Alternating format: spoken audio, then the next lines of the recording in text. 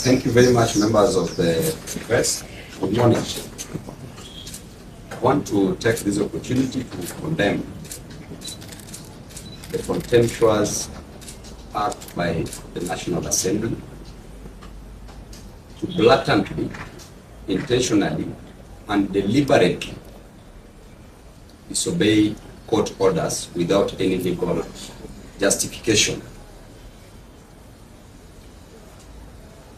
The suspension given to Anthony Kibagendi by the Speaker of the National Assembly is null and void, just simply because Anthony Kibagendi uttered words which to the Speaker he thought that were not words that should be uttered in public.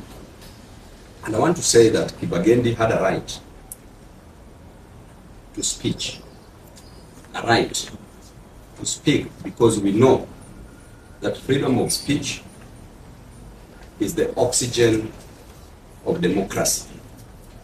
He spoke outside Parliament, and therefore whatever he said is not binding inside Parliament or within the precincts of Parliament.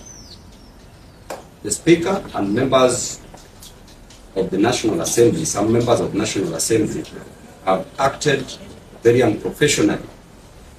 It is unprofessional, both unprofessional conduct and a professional misconduct on the side of the Speaker and some members of the National Assembly to disobey court orders whose terms were very clear, unambiguous, and binding. And until now, those terms are very binding.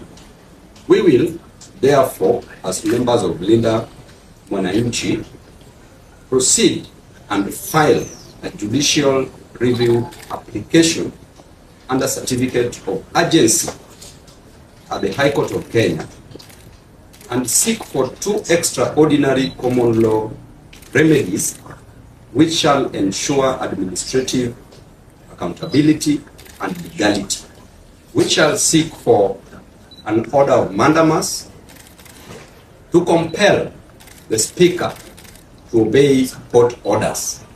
We shall also seek for an order of certiorari to quash or annul the decision to suspend or further suspend Honorable Kibagendi for 14 days.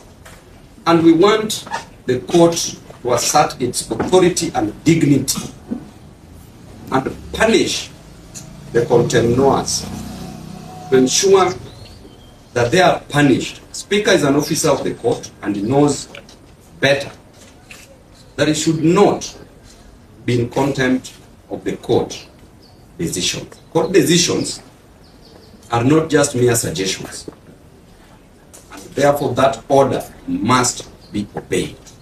Thank you and God bless you.